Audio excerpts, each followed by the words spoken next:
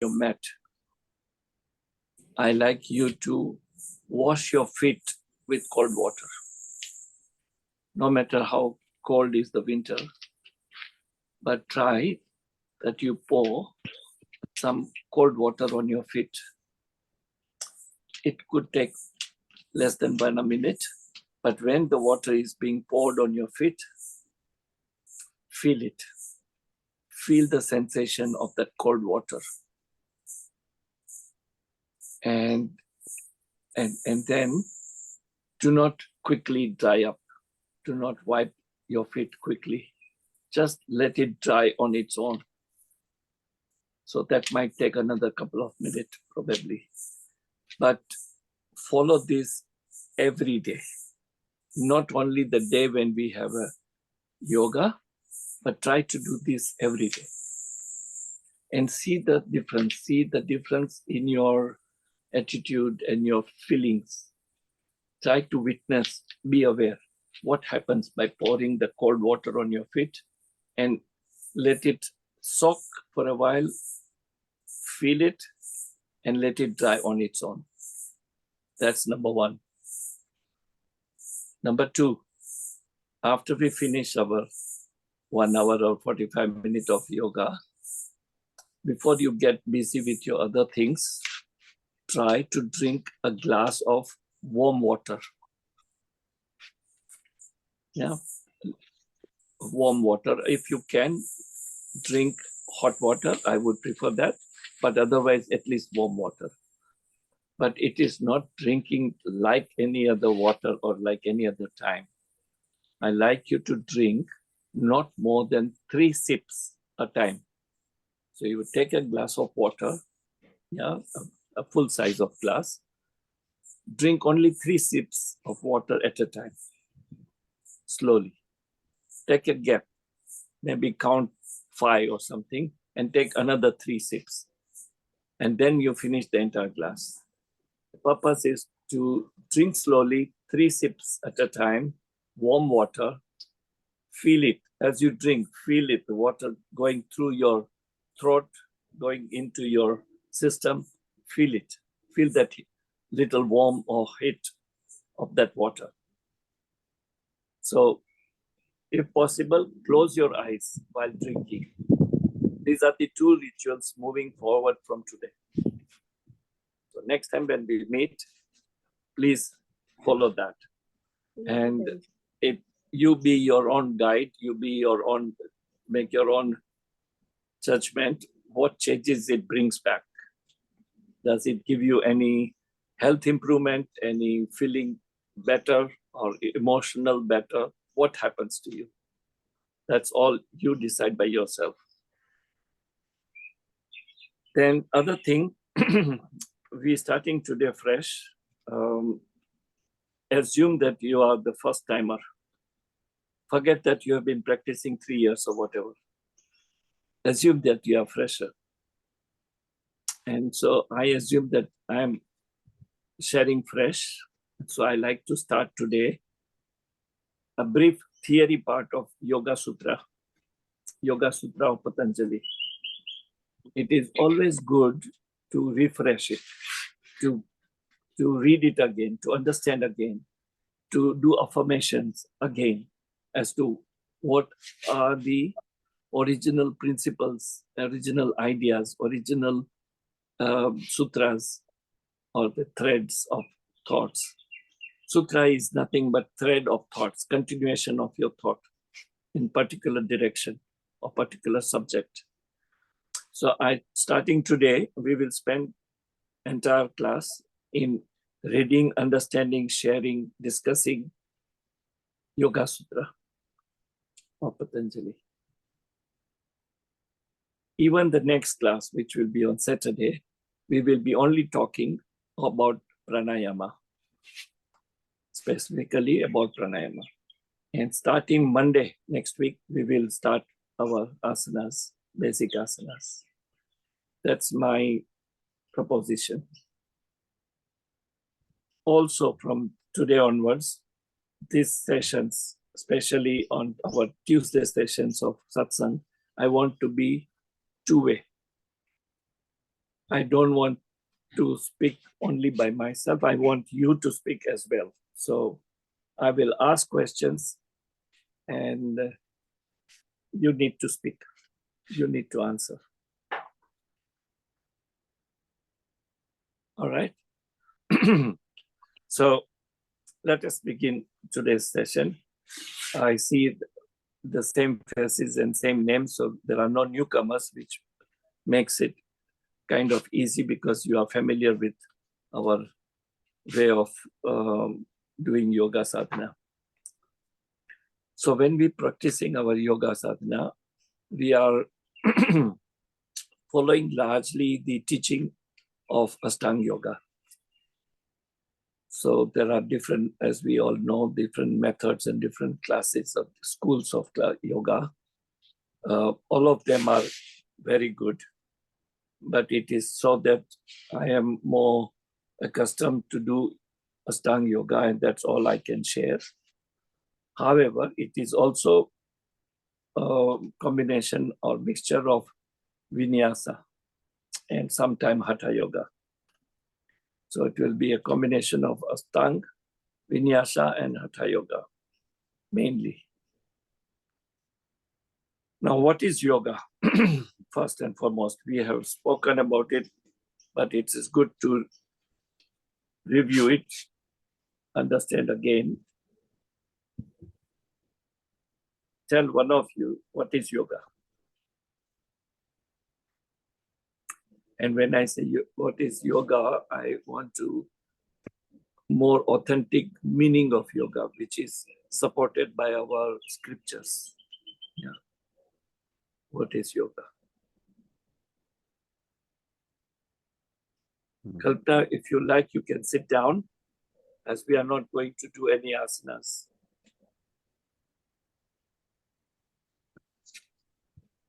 Acharya ji,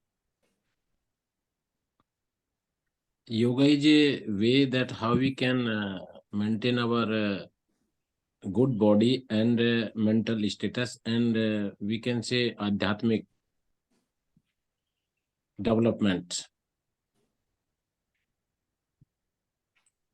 Look, the word yoga, as I have mentioned before, is the most popular word as now. But if you go back in time and try to see what was the original your word or phrase that was used, was huge. Y-U-J, huge. Now, huge literally meant joining or union, or also it has a meaning of discipline, control, or quietening. So the huge, for over a period of time, became yog, and yog become yoga, the pronunciation part. But the meaning of that word originally is union or joining or control or quietening of body, mind, and breath. So the principle of what we're doing, the fundamental reason why we are doing yoga sadhana is to quietening of our body, our breath, and our mind.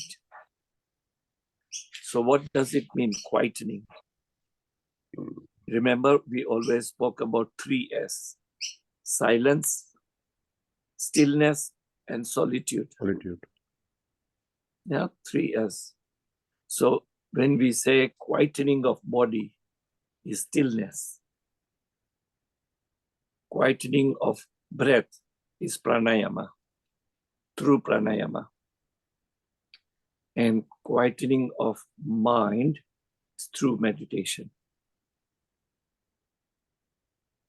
So you see the complex condition for body.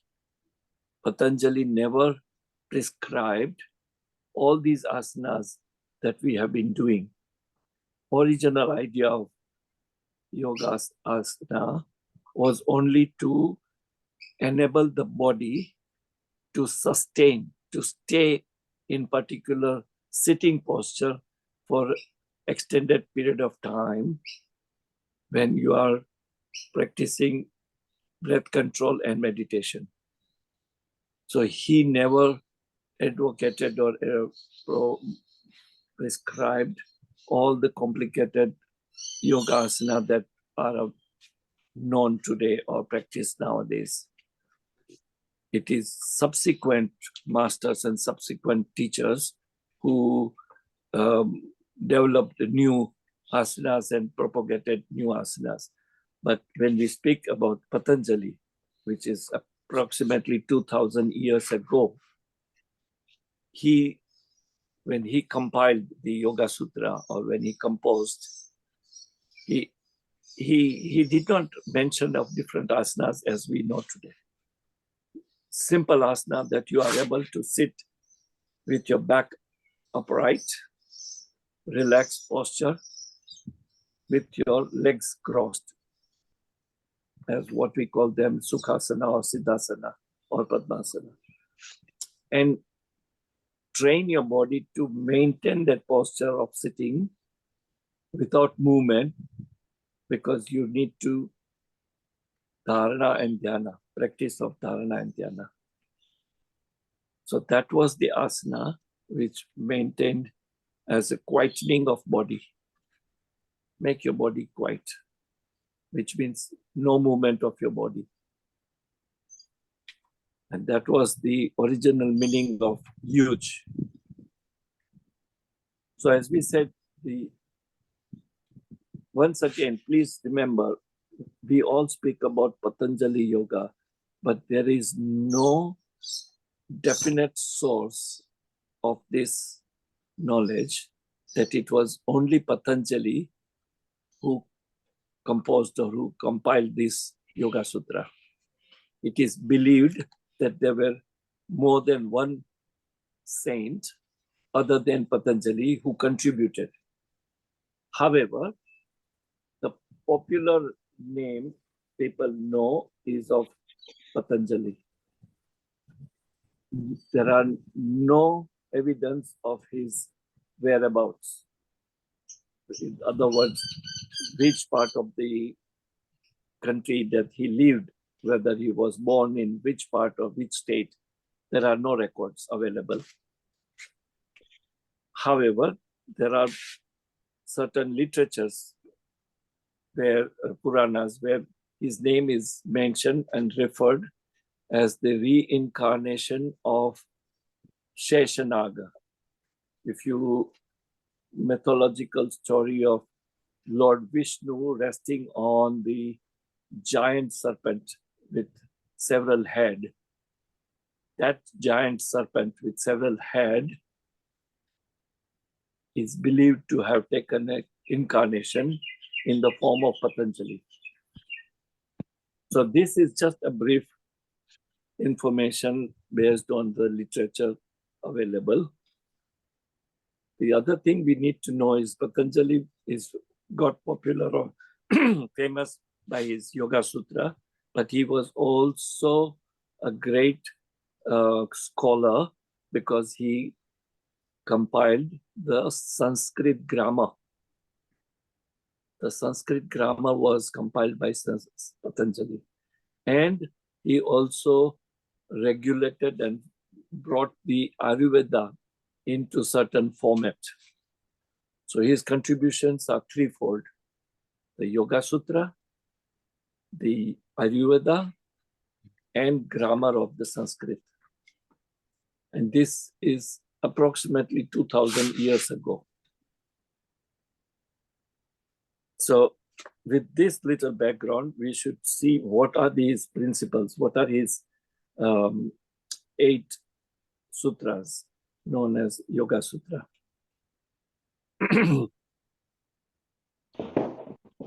So, first one. Other thing before we speak about Yoga Sutra, he also, if you happen to read his book, which is a very small book, Yoga Sutra, Patanjali Yoga Sutra is the is the smallest literature, holistic literature available. It's also about 196 stanza or sloka. That's all.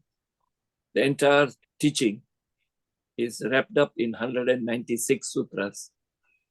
And he divided these 196 sutras into 4 chapters. Yeah, the first chapter is known as Samadhi Pada, chapter on Samadhi. Yeah, Samadhi is awakening. Then second chapter, he writes about the, so first is Samadhi. Second chapter, if I remember right, is sadhana chapter. Sadhana is practicing. Chapter on practices. So Samadhi Pada, Sadhana Pada. Third is Vibhuti Pada. Vibhuti is power or manifestation. So the third chapter he dedicates to the different powers that you can gain, or any serious yogi can gain, is mentioned in chapter 3, Vibhuti Pada. And the last chapter, chapter 4, he talks about the Kaivalya Pada. Kaivalya Pada is the final liberation. So to get out of the cycle of death and birth and death, the way to gain the liberation, according to Patanjali, is through the sadhana of yoga. And remember, yoga hardly means asanas. Yoga largely means dharana, dhyana, and samadhi. Yoga, asana, and pranayama are only support, helpers to gain the position of dharana and dhyana.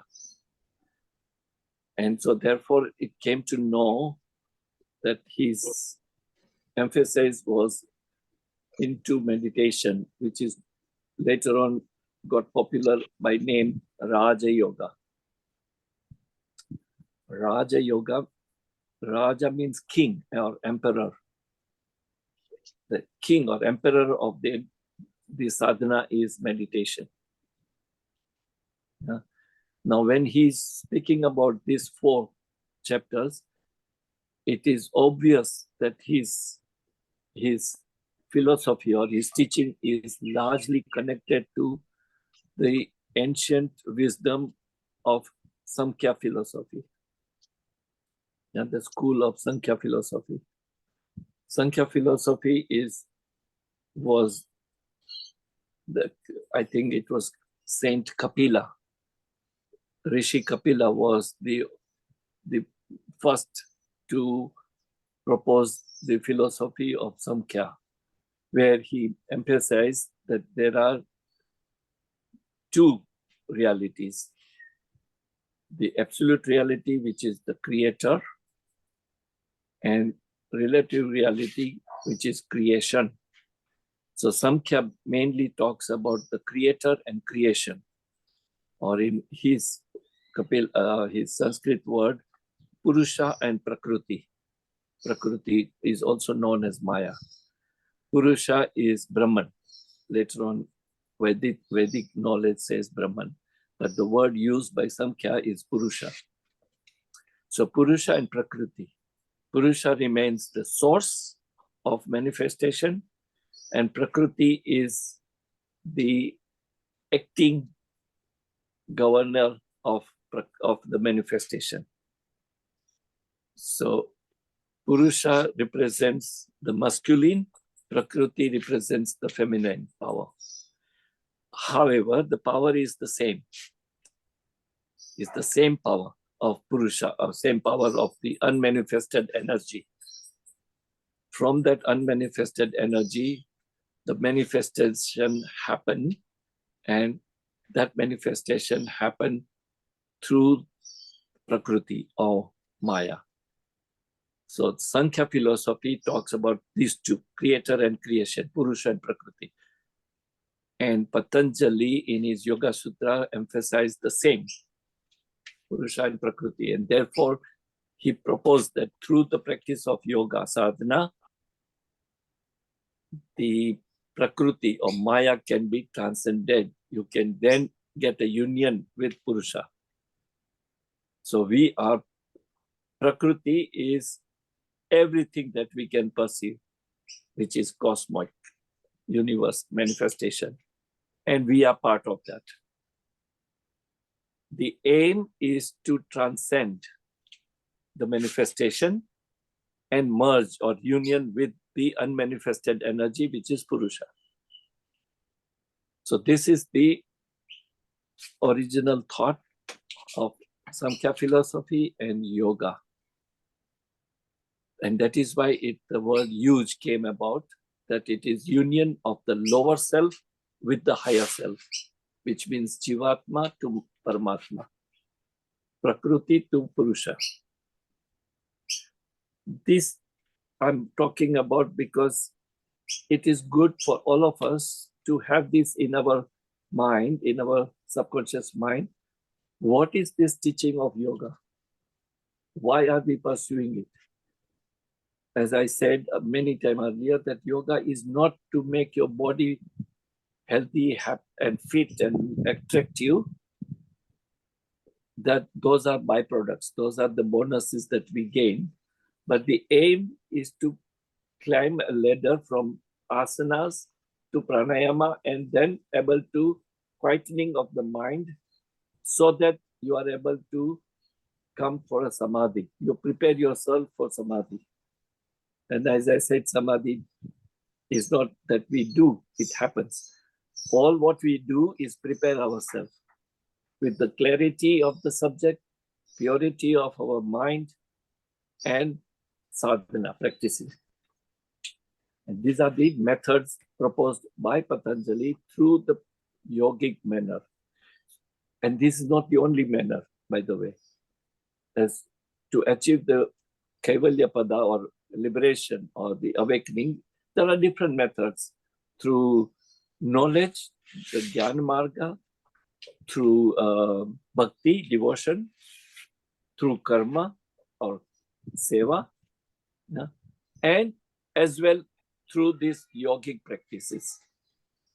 So the ultimate purpose of what we're doing is to know who am I, what is the difference between me and everything else. This contemplation. Also, the yoga is, according to Patanjali and Sankhya philosophy together, is based on one simple understanding that Prakriti has three gunas or qualities. When I say Prakriti, everything that we can perceive, everything, whether it is the farthest star or planet or galaxies or anything that exists in this manifestation are based on three gunas, sattva, rajas, and tamas, which means goodness. Rajas is kind of activity, mode of activity, and tamas is mode of laziness or innate. Everything is based on these three gunas. When these three gunas are in balance, you are in position to be in meditative state. But when these three gunas in different percentage are in imbalance, you are facing sufferings, you're facing hardships, you're facing the difficulties or challenges. So through the practice of yoga, your purpose is to find a balance of these three gunas. And by getting balance of these three gunas, you are in position to quietening of your mind, which means stabilizing your thoughts and focused into dhyana. And by maintaining dhyana for a X period of time, samadhi can happen. So remember, the emphasize according to Patanjali Yoga Sutra as well as Sankhya philosophy is these three gunas. Yeah, the goodness, sattva guna, rajas, and tamas. If we reflect upon our own life day to day, every day, from morning we wake up to evening, we have moods, what we call, we have a swing moods. Sometimes you are in happy mood, smiling, loving. Sometimes you feel like left alone. You feel like being by yourself. Sometimes you just want to take it easy. You don't want to indulge in anything. These are the nothing but surfacing of our own gunas. That's all it is. When you maintain a balance of all these three gunas, you are in readiness. You are prepared to go in for dharana and dhyana. So now we speak about these 8 sutras. Number 1, yama. So these are the 8 according to Patanjali. He says anybody who wants to follow the sadhana of yoga should prepare, should follow these 8 principles. Yama, niyama, asanas, pranayama, pratyahara, dharana, dhyana, and samadhi. 8. Out of 8, first 4, yeah, that means yama, niyama, asana, and pranayama are something that we can do. It is our effort. It's our next 4, which are pratyahara, dharana, dhyana, and samadhi, is something which comes as a result of first 4, as a reward. So what is first one? Yama. What are the yamas? Yamas are basically, we recommend certain things not to follow, not to do. In other words, don'ts. D-O-N-T-S, don'ts. This very important is that we be aware that we don't get indulged in these 4 activities. What is the first one? Ahimsa. Not harming. Now, ahimsa does not mean you kill somebody. We don't kill. We hardly kill anybody. If you are very careful, you hardly kill mosquito or fly or an ant.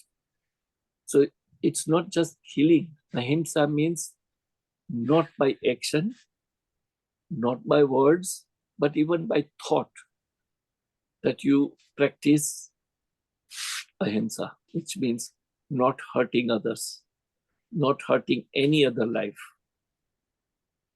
And the literature goes and stretches much more than harming other life.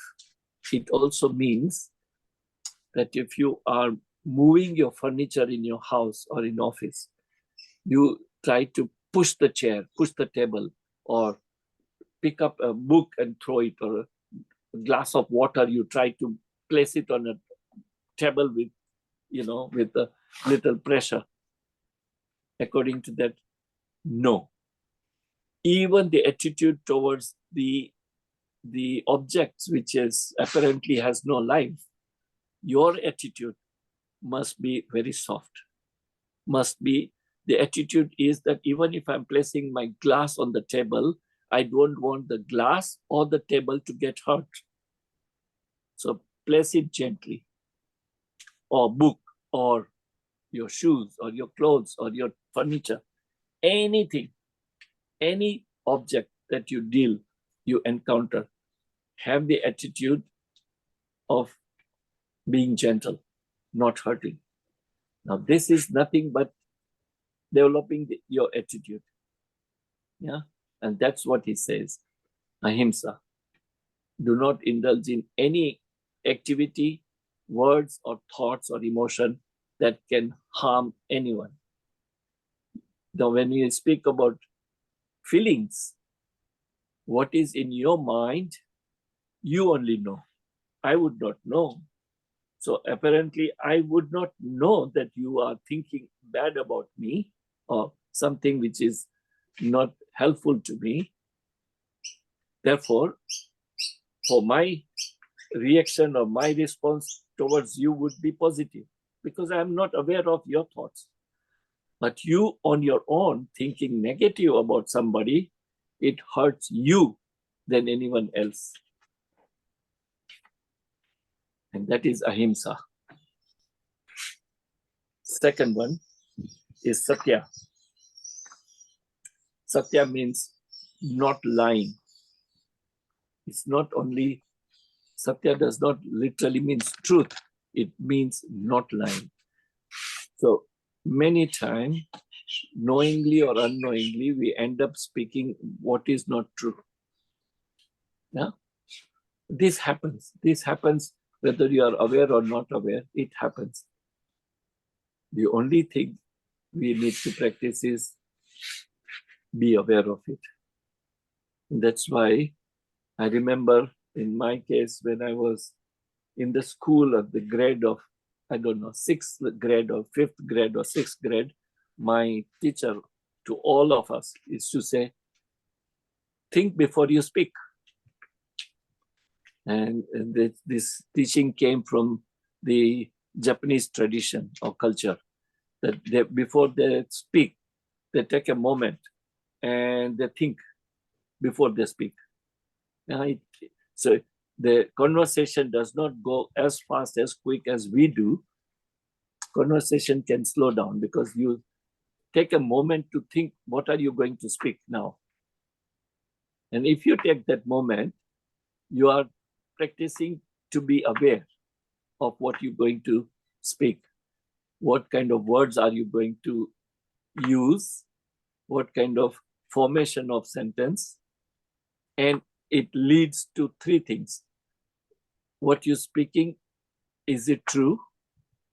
Is it relevant? Is it helpful? Three things. So if you are, take a moment before you say something in your conversation. Now, I'm not talking about, few words here and there, but this is mainly when you engage yourself in some kind of discussions or conversation.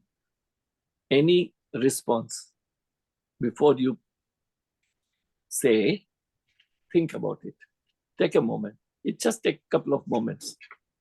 And when you take that couple of moments, your subconscious mind comes to surface, comes to play a part, and it directs you, and it helps you to know whether what you're gonna speak is based on truth. Is it relative to what subject you want to discuss? And is it of the nature of helpful? Is just the passing of some comments, or is it something that can help? Yeah, so satya means not lying. In other words, being aware of what you speak. Third one, asatya. So asatya is not the opposition of satya. It may sound, but it is not. Asatya means non-stealing, not stealing. Stealing, yes. Not stealing, in other words, anything that does not belong to you is stealing. And the literature goes to the extent, it stretches to the extent that if you happen to be in somebody's house or office and you pick up a glass of water and drink, it's considered to be asatya or stealing.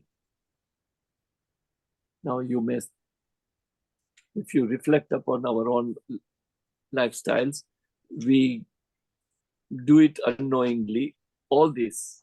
Yeah, these are the small examples, but we all the time, we are not aware that we are stealing. it also goes to the point that if you are in any other premises which is not yours, which does not belong to you, in other words, your own house or your own office area or your own area of operation, any other place, even if you happen to stay longer, which by, of course, you do breathing, the breathing of the air in that premise, in that area is also stealing. Stealing from who? Stealing from the existence. It does not mean that you cannot do it. It only means that you have to be aware, to be gratitude, to be thankful, to be grateful. Grateful to the existence, to the nature, that I'm able to breathe, that we're getting a rain, and therefore we get the water to drink. There is a star we call our sun, which provides us the life force or vital energy. Yeah? So you can do all your activity with awareness and attitude of gratitude. And that's non-stealing. So this is why in our tradition, especially in Sanatana Dharma, people, when they sit to eat, they pray and they offer the food. Physically, I have seen that put it aside, or mentally at least, say thank you for providing the food. And that means you are not stealing. If you don't, then it ends up being that you are stealing. The last of yama is brahmacharya.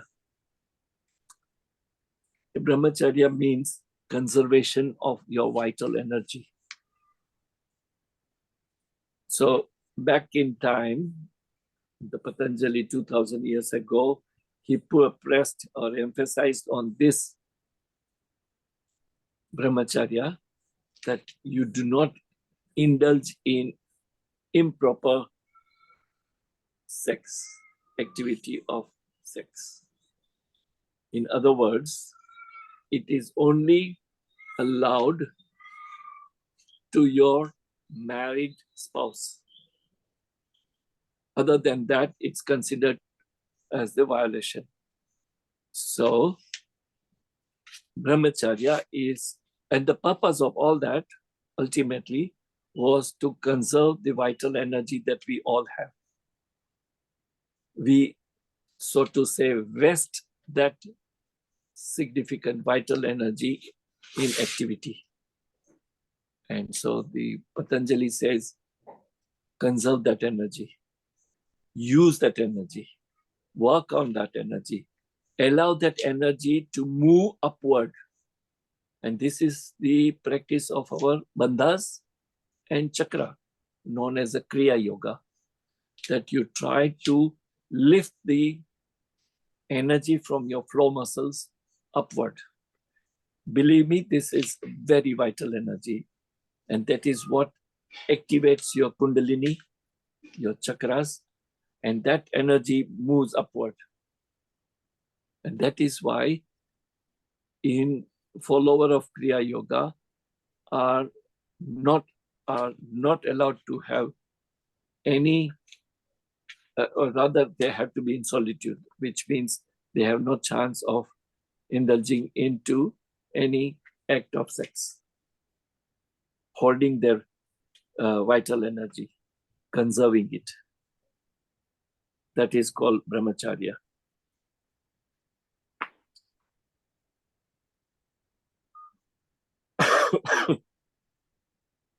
Next, aparigraha. What is aparigraha? Aparigraha is, do not end up accumulating stuff. Yeah, which is unfortunately our lifestyle today. We have 3 pair of shoes, but again we end up buying 2 more pair of shoes. Or you may have 2 wristwatches, you end up buying another wristwatch.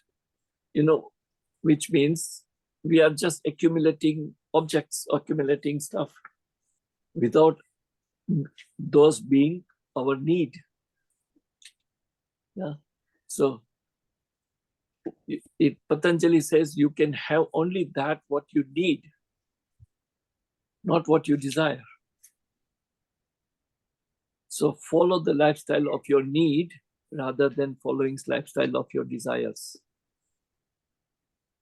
Any activity, now when I say activity, it does not mean the physical activity, even your thoughts, even your feelings of acquiring or collecting or gathering material object. You may not be able to do that because it financially does not allow you, but even the wish, even the mental desire to acquire those things is aparigraha. So in other words, lead a life of simplicity. Have only what you need. And this does not mean that you become a saint or you have to become a let's say, a person out of solitude. There are enough examples in our society where people have been observing this and they maintain perfectly healthy social life. If you remember the example of, let's say, Lal Bahadur Shastri. Shastri ji, though he was the Prime Minister of India, he hardly possessed anything, materialistically speaking. He bought a car and he had to take a loan from the bank and he had to pay the whatever interest on it. At the time of his death, he did not have money to pay back for the car loan, and his wife had to pay subsequently. So there are many, many examples where people living in the society can practice this aparigraha. And that's all about the quality of yama. We will continue this on Saturday, talking about other sutras. So first Yog Sutra was Yama, which has got these 5: Ahimsa, Satya, Asatya, Brahmacharya, and Aparigraha.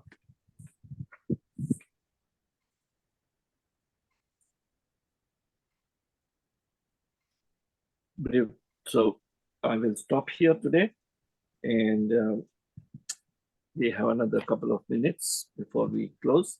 So if you want to ask or you have any doubt or question or something that is not understood well, either ask now or write on our group.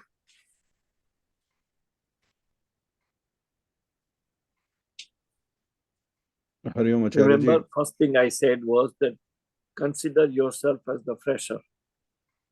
Yeah, it's like going back to the primary grade, but it is good. It is good for all of us to reaffirm all what we are supposed to know. Yes, Kapilji. Hari Om, Acharya ji. You spoke of the balance of 3 gunas. So it is presumed that there's never a time when we are not in the all the 3 gunas are in action in art. I mean, there's some part of sattva, there's some part of rajas, and some part of tamas which is continuously happening, and we are trying to find a balance. Is there an ideal situation that, if we put it in terms of percentage, or how do I know what is the right balance of these 3 gunas? Well, when you are able to, simple example, according to me, I'm not referring to any teaching or any literature, just my personal way of looking at this. How do I know that I am following the balance of three gunas, or I am allowing my sattva to raise and tamas and rajas to stay low. Yeah, simple. Morning when you wake up, if you are not frowning, yeah, and your forehead is clean, you feel like smiling without any reason. Yeah, just internally, you just feel like smiling. There is nobody around you. There are no reasons to smile, and yet you are smiling. This is one way of knowing what is happening internally. When you start your day and throughout your day, you interact with several people, several strangers, sometimes known people, different situations. In all, are you able to maintain the smile as well as aware? Stay aware that if I am playing with my grandchild, am I playing a role of a grandfather, or I'm allowing myself to become a child? Unless you become a child, like neither your grandchild will appreciate or be happy, nor you perform your role well. There will be a difference between you and the little one. But if you bring yourself down to the level of the little kid, then you are at par. You are at par, and then both of you can enjoy well. Yeah. Now this can only happen when you are aware of it. That I have to assume the role of a childlike to play. When you are dealing with somebody for a business or for a work, are you having attitude that I want to give out my best of my ability is what I want to perform? That's all. Not the attitude of, oh, I have to do, so let me do. If I am vacuuming my house, I must have the attitude that if I see a tiniest thing and it's not vacuumed, I should do it and make it perfect. All this simple, very minor, but it's all about your attitude. Throughout the day, you maintain that with 1 minute of break. As I said earlier, reflect, close your eyes. I am pure consciousness. This is to reaffirm that I am pure consciousness. Every 1 hour, 1 minute break, I am pure consciousness. And get back to your routine. End of the day, if you struggle getting sleep for more than 15, 20 minutes, which means you are not relaxing mentally. Your mind is over occupied with different thoughts and traffic. These are the parameters. These are the examples for me. If I get no sleep within 15, 20 minutes, I get to do certain pranayama in order to. But fortunately, I don't have such problem. This is our own. We can judge ourselves whether our gunas are in balance or not balance, and what guna. It may happen when you drive a car. It happened with me many times.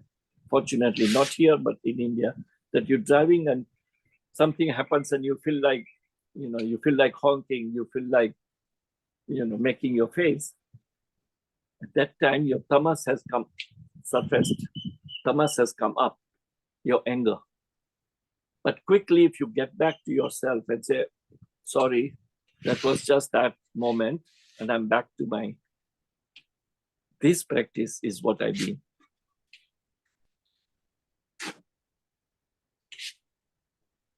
It's only a practice. It's only a, sadhana.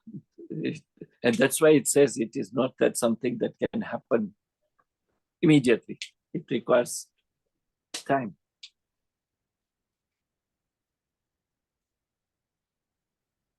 Thank you. So for what I understand is it's not actually the balance, but it is enhancing our sattva guna. That is important. Yeah, correct. Most of us are Speaking of these gunas, we can go on talking. We have, according to our Sanatana Dharma, we have different yugas, yeah? Satya Yuga, then whatever, Dwapar Yuga, Treta Yuga, and Kala Yuga. Okay. Why it is called Satya Yuga? Because the percentage, as Aditi said, most people lived in that period had probably 85% of Satya Guna, 10% of Rajas, 5% of Tamas. And then during different yugas, that percentage started changing. Sattva Guna percentage started coming down and Rajas went up. There were a period when Tamas went up. So that fluctuation keep happening. Whenever there is a, let's say, and this, remember, as I said, it's not only limited to human beings. It applies to every form of life and every aspect of universe. When we see so many situations and tsunamis and earthquakes and volcanic activity, etc., it is nothing but a nature behaving on tamas. But at a period when you have a lovely, beautiful blue sky with beautiful breeze and lovely weather conditions, the nature is performing sattva guna. So it is all about how to apply. You are walking in the morning, and if you see a plant and you start admiring the leaves or flowers of the plant per se, your sattva is surfacing. Yeah.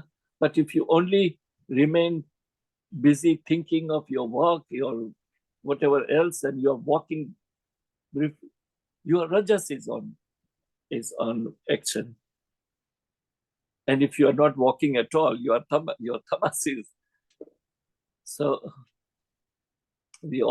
it's just that we have to apply this sort of thinking of reflecting upon our own lifestyle.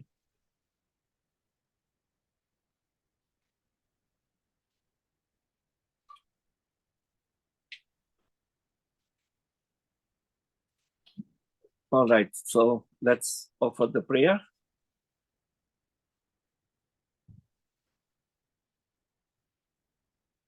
Om.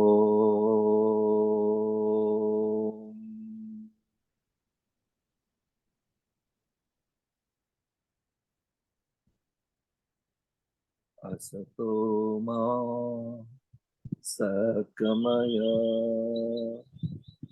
tamaso ma jyotirgamaya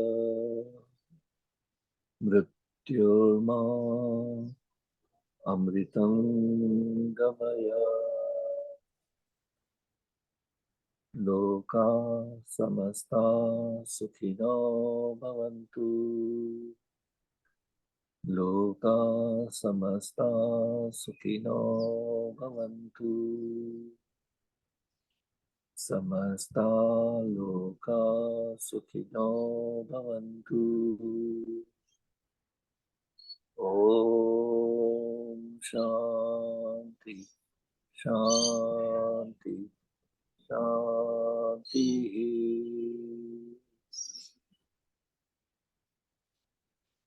Thank you, God, for giving us air to breathe. Thank you, God, for giving us water to drink. Thank you, God, for giving us sun for energy. Thank you, God, for giving us food to eat. Thank you, God, for giving us good health and happiness. Thank you, God, for giving us positivity. Thank you, God, for giving us all that we deserve. Thank you, God, for your love, your protection, your guidance, your blessings. Thank you, God, for the existence. Thank you for giving me a chance to serve you.